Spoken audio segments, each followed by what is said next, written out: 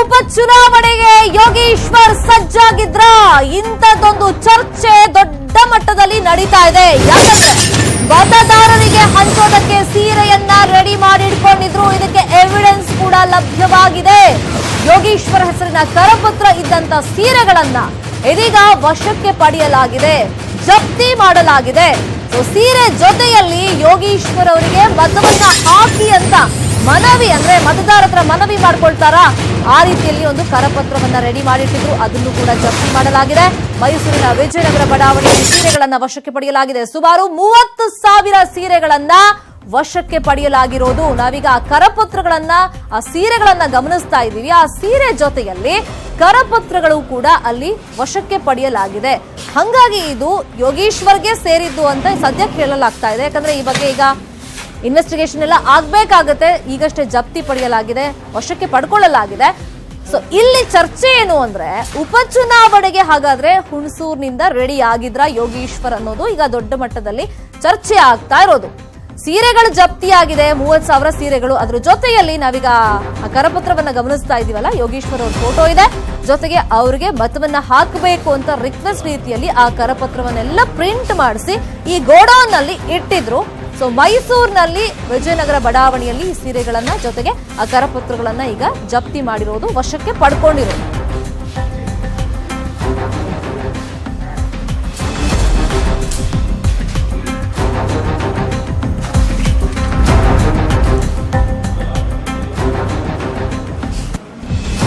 Election ಹತ್ರ ಬರ್ತಾ ಇದ್ದಂತೆ ಮತದಾರರಿಗೆ ಆಮಿಷ ಒಡ್ಡೋದೆಲ್ಲ ಜಾಸ್ತಿ ಆಗ್ತಾ ಇರುತ್ತೆ. ಹಿಂದಿನಿಂದಲೂ ಕೂಡ ಎಲೆಕ್ಷನ್ ಅಲ್ಲಿ ನಾವು ನೋಡ್ಕೊಂಡು ಬಂದಿದ್ದೀವಿ.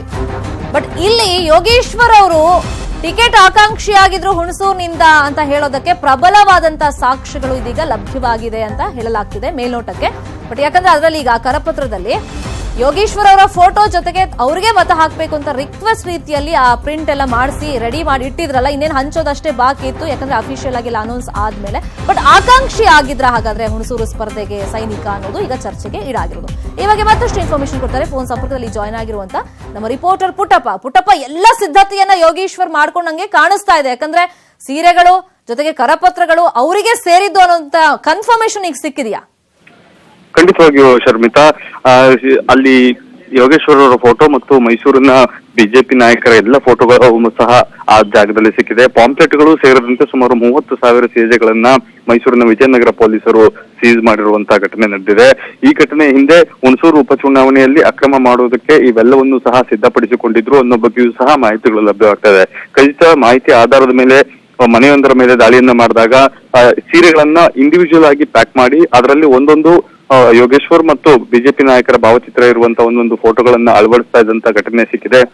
ಎಲ್ಲಾ ಸೀರೆಗಳು ಮತ್ತು ಅಲ್ಲಿದ್ದಂತ ಪೋಸ್ಟರ್ ಗಳನ್ನ ಸೀಸ್ ಮಾಡಿರುವಂತಹ ಚುನಾವಣಾಧಿಕಾರಿಗಳು ಹಾಗೂ ಪೊಲೀಸ್ ಅಧಿಕಾರಿಗಳು ಮೈಸೂರಿನ ವಿಜಯನಗರ ಪೊಲೀಸ್ ಠಾಣೆಯಲ್ಲಿ ಪ್ರಕರಣವನ್ನು ಸಹ ದಾಖಲು ಮಾಡಿದ್ದಾರೆ. ಎಲ್ಲಕ್ಕಿಂತ ಪ್ರಮುಖವಾಗಿ ಯೋಗೇಶ್ವರ್ ಅವರು ಅಖಾಡಕ್ಕೆ ಬರುವ ಮುಂಚೆಯೇ ಈ ಮಟ್ಟಿಗೆ ಸಿದ್ಧತೆಯನ್ನ ಮಾಡ್ಕೊಂಡಿದ್ರು ಅಂದ್ರೆ ಅವರು ಉಪಚುನಾವಣೆಯಲ್ಲಿ ಸ್ಪರ್ಧೆ ಮಾಡೋದಕ್ಕೆ ಎಲ್ಲ ರೀತಿಯಾದಂತಹ ಒಳ ಒಪ್ಪಂದಗಳನ್ನ ಮಾಡ್ಕೊಂಡಿದ್ರ. ಮೈಸೂರಿನಲ್ಲಿ ಸಾರಾ ಮಹೇಶ್ ಅವರು ಮಾಡಿದ್ದಂತ ಆರೋಪ ಸತ್ಯವಾಗ್ತಾ ಇದೆಯಾ? ಹಾಗಾದ್ರೆ ಕೋರ್ಟ್ ನಲ್ಲಿ ಏನಾದ್ರೂ ಈ ರೀತಿಯಾದಂತ ತೀರ್ಪು ಬರ್ಲಿಲ್ಲ ಅಂದಿದ್ರೆ ನಿಜಕ್ಕೂ ಹುಣಸೂರು ಉಪಚುನಾವಣೆಯಲ್ಲಿ ಯೋಗೇಶ್ವರ್ ಅವರೇ ಸ್ಪರ್ಧೆ ಮಾಡ್ತಾ ಇದ್ರು, ಚುನಾವಣೆಯಿಂದ ವಿಶ್ವನಾಥ್ ಅವರು ಹಿಂದೆ ಸರಿತಾ ಇದ್ರ ಅನ್ನೋ ಬಗ್ಗೆಯೂ ಸಹ ಸಾಕಷ್ಟು ಚರ್ಚೆಗಳು ಆರಂಭವಾಗ್ತದೆ. ಈ ಬಗ್ಗೆ ಕಾಂಗ್ರೆಸ್ ಕಾನೂನು ಹೋರಾಟ ಮಾಡೋದಕ್ಕೂ ಸಹ ಸಿದ್ಧತೆಯನ್ನ ಮಾಡ್ಕೊಂಡಿದ್ದು, ಇವತ್ತು ದೂರನ್ನು ಸಹ ಕೊಡೋದಕ್ಕೆ ಜಿಲ್ಲಾಧಿಕಾರಿಗಳ ಕಚೇರಿಗೆ ಕಾಂಗ್ರೆಸ್ ನಿಯೋಗ ತೆರಳ್ತಾ ಇದೆ. ಶರ್ಮಿತಾ, ಥ್ಯಾಂಕ್ ಯು ಪುಟ್ಟಪ್ಪ ತಮ್ಮ ಇನ್ಫಾರ್ಮೇಶನ್ಗೆ. ಮತ್ತೊಮ್ಮೆ ಹೊರಬಿತ್ತು ನಿತ್ಯ ರಹಸ್ಯ. ಆ ಹುಡುಗಿ ಎಲ್ಲಿ ಹೋದ್ಲು, ಏನಾದ್ಲು? ನಿತ್ಯಾನಂದ ಹೆಸರು ತಳುಕು ಯಾಕೆ? ಇದು ನಿತ್ಯಾನಂದ ರಹಸ್ಯ.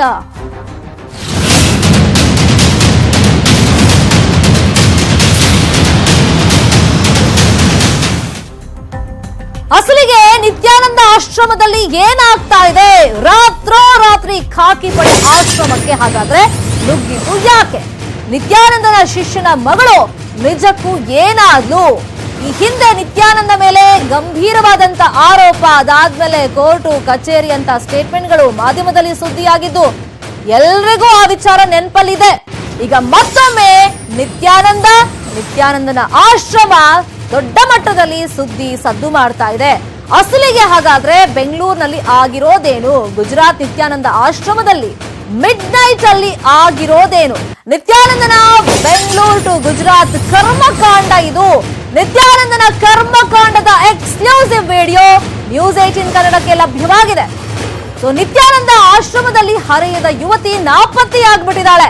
ನಿತ್ಯಾನಂದನ ಆಶ್ರಮದ ಶಿಷ್ಯನೇ ಕೊಟ್ಟಂತ ಸ್ಫೋಟಕವಾದಂತ ಹೇಳಿಕೆ ಅದು. ಹಾಗಾದ್ರೆ ಅಸಲಿಗೆ ಆಗಿರೋದೇನು?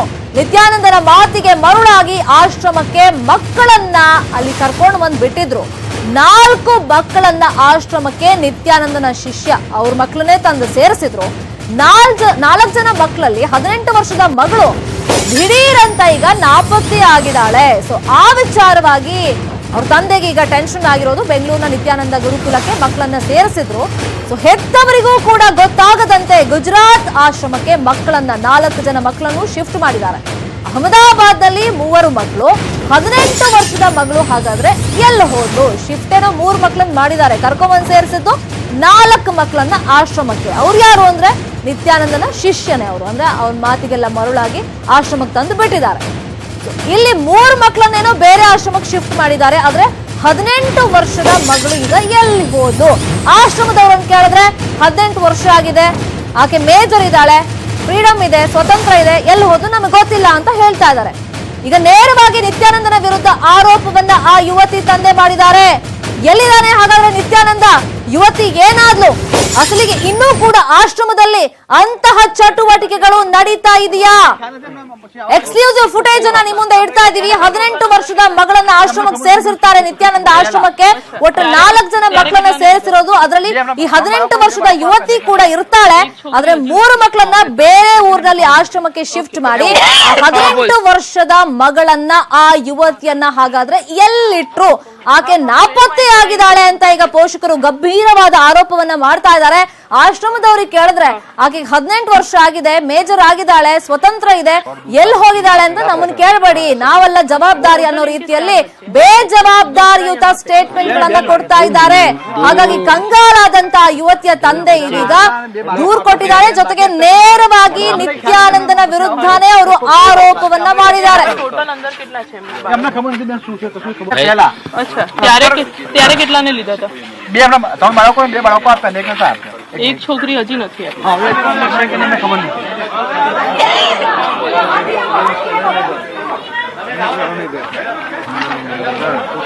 હા હા, અને અંદર ગયા છે એના માતા પિતા. ಸೊ ಒಂದು ಕಡೆ ನಿತ್ಯಾನಂದನ ಆಶ್ರಮವನ್ನ ಗಮನಿಸ್ತಾ ಇದೀವಿ. ಇದು ಗುಜರಾತ್ನ ಆಶ್ರಮ. ಒಂದ್ ರೀತಿ ಆತಂಕದ ಪರಿಸ್ಥಿತಿ ಅಲ್ಲಿ ನಿರ್ಮಾಣವಾಗಿದೆ. ಯಾಕಂದ್ರೆ ಉಳಿದಂತ 3 ಜನ ಮಕ್ಕಳನ್ನ ಅಲ್ಲಿಗೆ ಶಿಫ್ಟ್ ಮಾಡಿದೀವಿ ಅಂತ ಪೋಷಕರಿಗೆ ಹೇಳ್ತಾ ಇದ್ದಾರೆ ಆಶ್ರಮದವರು. ಬಟ್ ಇನ್ನೊಂದ್ ಕಡೆ ಪೋಷಕರ ಆಕ್ರಂದನವನ್ನ ಗಮನಿಸ್ತಾ ಇದೀವಲ್ಲ. ಸೊ ಏನ್ ಮಾಡ್ಬೇಕು ಗೊತ್ತಾಗ್ತಿಲ್ಲ. ಯಾಕಂದ್ರೆ ಖುದ್ದಾಗಿ ಅವರೇ ನಿತ್ಯಾನಂದನ ಈ ಮಾತುಗಳಿಗೆ ಆತ ಮಾಡ್ತಾನಲ್ಲ ಆಶೀರ್ವಚನ ಅಂತ, ಸೊ ಅದಕ್ಕೆಲ್ಲ ಮರುಳಾಗಿ ತನ್ನ 4 ಮಕ್ಕಳನ್ನ ಇದೇ ನಿತ್ಯಾನಂದನ ಆಶ್ರಮಕ್ಕೆ ಸೇರಿಸಿರ್ತಾರೆ. ಅದರಲ್ಲಿ 3 ಮಕ್ಕಳನ್ನ ಗುಜರಾತ್ ಅಹಮದಾಬಾದ್ನ ಆಶ್ರಮಕ್ಕೆ ಶಿಫ್ಟ್ ಮಾಡಿರ್ತಾರೆ ಆಶ್ರಮದವರು. ಬಟ್ ಮಧ್ಯದಲ್ಲಿ ಫೋಟೋ ತೋರಿಸ್ತಾ ಇದೀವಲ್ಲ ನಾಪತ್ತೆಯಾದ ಯುವತಿ ಅಂತ. ಸೊ ಈಕೆಗೆ 18 ವರ್ಷ, ಆದ್ರೆ ಈಕೆ ಮಾತ್ರ ಶಿಫ್ಟ್ ಮಾಡಿದಾರಲ್ಲ ಅಲ್ಲಿ ಕಾಣಿಸ್ಕೊಳ್ತಾ ಇಲ್ಲ. ಹಾಗಾದ್ರೆ ಎಲ್ಲಿ ಹೋದ್ಲು ಈ 18 ವರ್ಷದ ಯುವತಿ ಅಂತ ಪೋಷಕರು ಇದೀಗ ಪ್ರಶ್ನೆ ಕೇಳಿದ್ರೆ ಆಶ್ರಮದವ್ರು ಹೇಳ್ತಿರೋದು ನಮಗ್ ಗೊತ್ತಿಲ್ಲ, 18 ವರ್ಷ ಆಗಿದೆ, ಆಕೆ ಮೇಜರ್ ಇದ್ದಾಳೆ, ಸ್ವತಂತ್ರಳು, ಎಲ್ಲಿ ಹೋಗಿದ್ದಾಳೆ ನಮ್ಮನ್ನ ಕೇಳಬೇಡಿ ಅಂತ ಹೇಳ್ತಾ ಇದ್ದಾರೆ.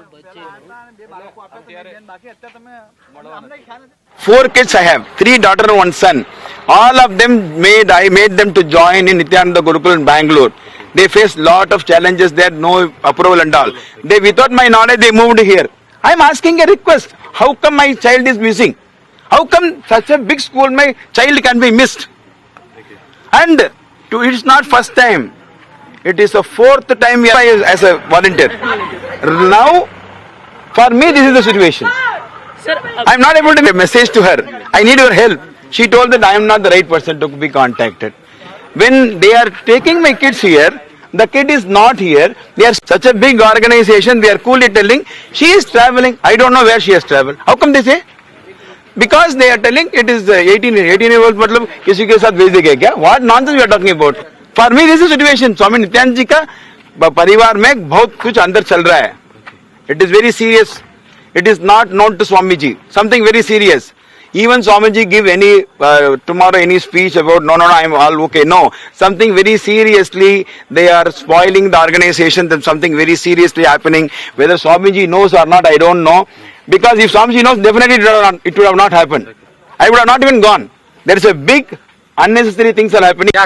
18-year-old bacha, my daughter, he is given a video that it's very difficult to say that she has been something bad thing has happened. Where it has happened? In that case, why you are not given FIR? That is a minor girl. And tomorrow it is going to be Human Rights Commission. All the child rights, everybody is supposed to be there. How come they can give that? And they are telling that they are claiming that it is known to Maa-Baap and Maa-Baap has not taken action. If that is the case, Maa-Baap अंदर आ गया तो Maa-Baap के पास दौड़ के आना है ना. ಇದು 18 ವರ್ಷ ಯುವತಿ ಇದ್ದಾಳಲ್ಲ, ಆಕೆಯ ತಂದೆ ಮಾಡಿರುವಂತ ಆರೋಪ. ಈಗ ಅತ್ಯಾಚಾರ ಆಗಿದೆ, ಹಲ್ಲೆ ಮಾಡ್ತಿದ್ದಾರೆ, ನನಗೆ ಜೀವ ಬೆದರಿಕೆ ಇದೆ, ನನ್ನ ಜೀವ ಡೇಂಜರ್ ನಲ್ಲಿದೆ ಅಂತ ಸೆಲ್ಫಿ ವಿಡಿಯೋವನ್ನ ಮಾಡಿದ್ದಾಳೆ. ನಿತ್ಯಾನಂದನ ಶಿಷ್ಯನ ಮಗಳು, ಆಶ್ರಮದಲ್ಲೇ ಇದ್ದೀನಿ, ನನ್ನನ್ನ ರಕ್ಷಿಸಿ ಅಂತ ಆಕೆ ಸೆಲ್ಫಿ ವಿಡಿಯೋವನ್ನ ಮಾಡಿ ತನ್ನ ಅಳಲನ್ನ ತೋಡ್ಕೊಂಡಿದ್ದಾಳೆ. ಆಶ್ರಮದಲ್ಲಿ ತನಗೆ ಯಾವ ರೀತಿ ಟಾರ್ಚರ್ ಆಗ್ತಾ ಇದೆ, ಏನೆಲ್ಲ ಪ್ರಾಬ್ಲಮ್ಸ್ ಆಗ್ತಾ ಇದೆ, ಸಮಸ್ಯೆಗಳಾಗ್ತಾ ಇದೆ, ಅದನ್ನ ಆಕೆ ಬಿಚ್ಚಿಟ್ಟಿದ್ದಾಳೆ. ಆಶ್ರಮಕ್ಕೆ ಅಪ್ಪ ಅಮ್ಮ ಬಂದಿರೋದು ಯುವತಿಗೆ ಗೊತ್ತಾಗಿದೆ. ಆದ್ರೆ ನಿತ್ಯಾನಂದ ಆಶ್ರಮದಲ್ಲಿ ಮಾತ್ರ 18ರ ಯುವತಿ ಕಣ್ಮರೆಯಾಗಿದ್ದಾಳೆ. ಅನುಮಾನಕ್ಕೆ ಪುಷ್ಟಿಯನ್ನ ಕೊಡ್ತಾ ಇದೆ ಯುವತಿ ಮಾಡಿರುವಂತ video. Just outside the building, trying to drag me out of this place. And as I read to you all, what is happening to me is completely illegal. And my mom and my dad are trying to drag me out of this place. There is a man, his name is Shankarananda, who physically misbehaved with me, who physically abused me. Shankarananda is a man who lived here as a brahmachari, who's literally half the age of my mother, and he raped me, he behaved with me, he sexually abused me, and after I shared this entire trauma with my mom, still she allowed him to stay with her, and he's still living with her, and my dad, they're all there together. Now they have ganged up against me and trying to drag me out of this place. And all of you can tell, which daughter will want to go back to a mother who's living with. ಹಾಗಾದ್ರೆ ಈ ಪ್ರಕರಣದಲ್ಲಿ ಏನಾಗಿದೆ, ಈ ಬಗ್ಗೆ complete ಮಾಹಿತಿಯನ್ನು ಕೊಡ್ತಾರೆ. Phone ಸಂಪರ್ಕದಲ್ಲಿ join ಆಗಿರುವಂತ ನಮ್ಮ ರಿಪೋರ್ಟರ್ ಮಂಜು ಆರ್ಯ. ಆ ಯುವತಿಯ ಪೋಷಕರು, ಅದರಲ್ಲೂ ಅವ್ರ ತಂದೆ ಹೇಳ್ತಿದ್ದಾರೆ ಎಲ್ಲಿ ಹೋಗಿದ್ದಾಳೆ ಏನು ಅಂತ ಗೊತ್ತಾಗ್ತಿಲ್ಲ, ಆಶ್ರಮದವರು ಉಡಾಫೆ ಉತ್ತರ ಕೊಡ್ತಾ ಇದ್ದಾರೆ ಅಂತ. ಆ ಯುವತಿ ಒಂದು ವಿಡಿಯೋ ಮಾಡಿದಾಳೆ. ಹಾಗಾದ್ರೆ ಬೆಂಗಳೂರಿನ ಆಶ್ರಮದಲ್ಲೇ ಇದ್ದಾಳ, ಏನಾಗ್ತಿದೆ ಆಶ್ರಮದಲ್ಲಿ? ಹಾಗಾದ್ರೆ ಖಂಡಿತ ಶರ್ಮಿತಾ, ಒಂದು ಯುವತಿ ಬಿಟ್ಟಿರುವಂತಹ ವಿಡಿಯೋಯಿಂದ ಸಾಕಷ್ಟು ಒಂದು ರೀತಿಯ ಅನುಮಾನಗಳು ಕೂಡ ಎಡೆ ಮಾಡಿಕೊಡ್ತಿದೆ. ಅದರಲ್ಲೂ ಪ್ರಮುಖವಾಗಿ ನಿತ್ಯಾನಂದನ ಆಶ್ರಮದಲ್ಲಿ ಏನಾಗ್ತಿದೆ ಅನ್ನುವಂತ ಅನುಮಾನಗಳು ಈ ಒಂದು ವಿಡಿಯೋದಿಂದ ಸ್ಪಷ್ಟವಾಗಿ ಗೊತ್ತಾಗ್ತಿದೆ. ಯಾಕಂದ್ರೆ ನಿತ್ಯಾನಂದನ ಶಿಷ್ಯ ಓರ್ವ ತಮ್ಮ 4 ಜನ ಮಕ್ಕಳನ್ನು ಕೂಡ ಅಷ್ಟೇ ಬೆಂಗಳೂರಿನ ಬಿಡದಿ ಸಮೀಪ ಇರುವಂತಹ ನಿತ್ಯಾನಂದನ ಆಶ್ರಮಕ್ಕೆ ಅಲ್ಲಿ ಬಿಟ್ಟಿರ್ತಾರೆ. ಆದ್ರೆ ಕೆಲವು ದಿನಗಳ ಹಿಂದೆ ಆ ಒಂದು 4 ಜನ ಮಕ್ಕಳನ್ನು ಕೂಡ ಅಷ್ಟೇ ಆ ಒಂದು ಹೆತ್ತವರ ಒಂದು ಗಮನಕ್ಕೂ ಬಾರದ ರೀತಿಯಲ್ಲಿ ನಿತ್ಯಾನಂದ ಬಿಡದಿ ಆಶ್ರಮದಿಂದ ಅಹಮದಾಬಾದ್ ನಲ್ಲಿರುವಂತಹ ನಿತ್ಯಾನಂದ ಆಶ್ರಮಕ್ಕೆ ಅವರೆಲ್ಲರನ್ನು ಕೂಡ ಅಷ್ಟೇ ಕಳಿಸ್ಕೊಡ್ತಾರೆ. ಆದ್ರೆ ಅಲ್ಲಿಗೆ ಹೋದಂತ ಸಂದರ್ಭದಲ್ಲಿ ಎಲ್ಲಾ ರೀತಿಯಂತ ಬದಲಾವಣೆಗಳು ಕೂಡ ಆಗಿರುವಂತದ್ದು. ಜೊತೆಗೆ ಆ ಒಂದು ಯುವತಿ 18 ವರ್ಷದ ಯುವತಿಯವರಗಳು ಕೂಡ ಅಷ್ಟೇ ಅದೇ ಒಂದು ಅಹಮದಾಬಾದ್ ನಲ್ಲಿರುವಂತಹ ನಿತ್ಯಾನಂದನ ಆಶ್ರಮದಿಂದ ಆಕೆ ಎಸ್ಕೇಪ್ ಆಗಿದ್ದಾಳೆ. ಎಸ್ಕೇಪ್ ಆದಂತಹ ಬಳಿಕ ಆಕೆಯ ಬಗ್ಗೆ ಕೂಡ ಅಷ್ಟೇ ಮಾಹಿತಿ ಕಲೋಕೆ ಕೆತ್ತವರು ಕೂಡ ಅಷ್ಟೇ ಹರಸಾಹಸ ಪಡ್ತಿದ್ದಾರೆ. ಬೆಂಗಳೂರಿನ ಬಿಡದಿ ಸಮೀಪ ಇರುವಂತಹ ನಿತ್ಯಾನಂದನ ಆಶ್ರಮದ ಬಳಿ ಹೋಗಿ ಕೂಡ ಅಷ್ಟೇ ಅವರು ತಮ್ಮ ಮಕ್ಕಳ ಬಗ್ಗೆ ವಿಚಾರ ಮಾಡಿದಂತ ಸಂದರ್ಭದಲ್ಲಿ, ನಿಮ್ಮ ಮಕ್ಕಳು ಈ ಒಂದು ಆಶ್ರಮದಲ್ಲಿ ಯಾರೂ ಇಲ್ಲ, ಅವರು ಎಲ್ಲಿದ್ದಾರೆ ಅನ್ನೋದ್ರ ಬಗ್ಗೆ ಯಾವುದೇ ರೀತಿಯ ಮಾಹಿತಿ ಇಲ್ಲ ಅಂತುವಂತ ಒಂದು ಉಡಾಫೆ ಉತ್ತರವು ಕೂಡ ಒಂದು ಹೆತ್ತವರಿಗೆ ಕೊಡ್ತಿದ್ದಾರೆ. ಜೊತೆಗೆ ಅಹಮದಾಬಾದ್ ನ ಒಂದು ನಿತ್ಯಾನಂದನ ಆಶ್ರಮದಲ್ಲಿ ಇದ್ದಾರೆ ಅನ್ನೋದ್ರ ಬಗ್ಗೆ ಮಾಹಿತಿಯನ್ನು ಅರ್ಥ ಪೋಷಕರು ಅಲ್ಲಿಗೂ ಹೋಗಿ ತಮ್ಮ ಮಕ್ಕಳನ್ನ ನೋಡ್ಬೇಕು ಅಂತ ಸುಮಾರು 4-5 ಬಾರಿ ಪ್ರಯತ್ನ ಮಾಡಿದ್ರು ಕೂಡ ಆ ಒಂದು ಮಕ್ಕಳನ್ನ ತೋರಿಸಿಲ್ಲ. ಕೊನೆಯದಾಗಿ ಅವರು ಗುಜರಾತ್ನ ಪೊಲೀಸರ ಮೊರೆ ಹೋಗ್ತಾರೆ. ಮತ್ತೆ ಅವರ ಮಕ್ಕಳಿಗೆ ಎಲ್ಲಿದ್ದಾರೆ ಏನೋದ್ರ ಬಗ್ಗೆ ನಮ್ಗೆ ಮಾಹಿತಿ ಸಿಗ್ತಾ ಇಲ್ಲ ಅನ್ನಂತಹ ಸಮಯದಲ್ಲಿ ಗುಜರಾತ್ನ ಪೊಲೀಸರ ಸಮ್ಮುಖದಲ್ಲಿ ಅವರು ಆ ಒಂದು ಆಶ್ರಮಕ್ಕೆ ಹೋಗಿ ನೋಡಿದಂತ ವೇಳೆಯಲ್ಲಿ ಕೇವಲ 3 ಮಕ್ಕಳನ್ನ ಮಾತ್ರ ಆಶ್ರಮದವರು ಹೆತ್ತವರಿಗೆ ತೋರಿಸ್ತಾರೆ. ಉಳಿದಂತ ಓರ್ವ ಯುವತಿಯನ್ನು ಕೂಡ ಆಶ್ರಮದವರಿಗೆ ತೋರಿಸಲ್ಲ. ಆ ಯುವತಿಯ ಬಗ್ಗೆ ಎನ್ಕ್ವೈರಿ ಮಾಡಿದಂತಹ ಸಂದರ್ಭದಲ್ಲಿ ಆ ಒಂದು ಯುವತಿ ಯಾರು, ಎಲ್ಲಿದ್ದಾರೆ, ಈಗ ಏನು ಮಾಡ್ತಾರೆ ಅನ್ನೋದ್ರ ಬಗ್ಗೆ ಯಾವುದೇ ರೀತಿಯಂತ ಒಂದು ಮಾಹಿತಿ ಗೊತ್ತಾಗಲ್ಲ. ಜೊತೆಗೆ ಆ ಒಂದು ಆಡಳಿತ ಮಂಡಳಿಯವರನ್ನ ಕೇಳಿದಂತ ಸಂದರ್ಭದಲ್ಲಿ ಆ ಒಂದು ಯುವತಿಗೆ 18 ವರ್ಷ ಆಗಿದೆ, ಎಲ್ಲೋಗಿದ್ದಾಳೆ ಏನು ಅನ್ನೋದ್ರ ಬಗ್ಗೆ ನಮ್ಗೆ ಯಾವುದೇ ರೀತಿಯಂತಹ ಒಂದು ಮಾಹಿತಿ ಇಲ್ಲ ಅನ್ನುವಂತಹ ಮಾತನ್ನ ಮಾತ್ರ ಹೇಳ್ತಾರೆ. ಇದಾದಂತಹ ಕೆಲವೇ ಕ್ಷಣಗಳಲ್ಲಿ ಆ ಒಂದು ಯುವತಿ ಒಂದು ವಿಡಿಯೋವನ್ನ ಬಿಟ್ಟಿದ್ದಾರೆ. ಆ ಒಂದು ವಿಡಿಯೋದಲ್ಲಿ ಸ್ಪಷ್ಟವಾಗಿ ಆ ಒಂದು ಯುವತಿ ಕೂಡ ಹೇಳ್ತಾಳೆ, ಅಂದ್ರೆ ಆಶ್ರಮದಲ್ಲಿ ನನ್ನ ಮೇಲೆ ಲೈಂಗಿಕ ದೌರ್ಜನ್ಯ ಆಗ್ತಿದೆ ಮತ್ತು ಆಶ್ರಮದಲ್ಲಿ ನನ್ನ ಕೆಟ್ಟದಾಗಿ ಬಳಸ್ಕೊಡ್ತೇನೆ ಅನ್ನೋ ಹೇಳಿಕೆಯನ್ನ ಕೊಟ್ಟಿರುವಂತಹ ಹಿನ್ನೆಲೆಯಲ್ಲಿ ಈಗ ಸಾಕಷ್ಟು ಅನುಮಾನಗಳಿಗೆ ಕೂಡ ಎಡೆ ಮಾಡಿ ಕೊಟ್ಟಿರುವಂತದ್ದು. ಜೊತೆಗೆ ಈ ಒಂದು ಸಂಬಂಧವಾಗಿ ಬಿಡದಿಯ ಪೊಲೀಸ್ ಠಾಣೆಯಲ್ಲಿ ಕೂಡ ಅಷ್ಟೇ ಆ ಒಂದು ಹೆತ್ತವರು ದೂರು ಕೊಡುವಂತಹ ಒಂದು ಸಾಧ್ಯತೆಗಳಿದ್ದು ಬೆಂಗಳೂರಿನ ಬಿಡದಿ ಪೊಲೀಸರು ಈ ಒಂದು ಪ್ರಕರಣದ ಬೆನ್ನತ್ತಿ ತನಿಖೆಯನ್ನ ಮಾಡ್ತಾರೆ ಅನ್ನೋದು ಕೂಡ ಅಷ್ಟು ನೋಡ್ಬೇಕಾಗಿರುತ್ತೆ Sharmita. Okay, thank you Manju Arya ತಮ್ಮ ಇನ್ಫಾರ್ಮೇಶನ್ಗೆ. Siddaramaiah plan big success. December ನಲ್ಲಿ ಬೀಳುತ್ತೆ ವಿಕೆಟ್. ಒಬ್ರಲ್ಲ ಇಬ್ಬರಿಗೆ ಸಿದ್ದು ಕಾಲ್ ಶೀಟ್. ಸಿದ್ದು ಕೈಗೆ ಮಧು.